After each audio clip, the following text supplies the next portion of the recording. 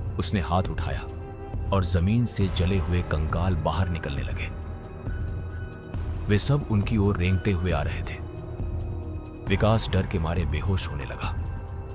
रवि ने पानी की बाल्टी कसकर पकड़ ली और बोला, चाहे कुछ भी हो, हमें मंदिर तक पहुंचना होगा। काली आत्मा जोर से हंसी और बोली, तुम वहां तक कभी नहीं पहुंच पाओगे। पूरा जंगल अंधेरे में डूबने लगा और रास्ते गायब होने लगे। चारों तरफ सिर्फ चीखें और आग ही नजर आ रही थी। रवि समझ गया कि आखिरी लड़ाई शुरू हो चुकी है और अब भागने का कोई रास्ता नहीं बचा। रवि के हाथ में पवित्र जल से भरी बाल्टी कांप रही थी। चारों तरफ आग की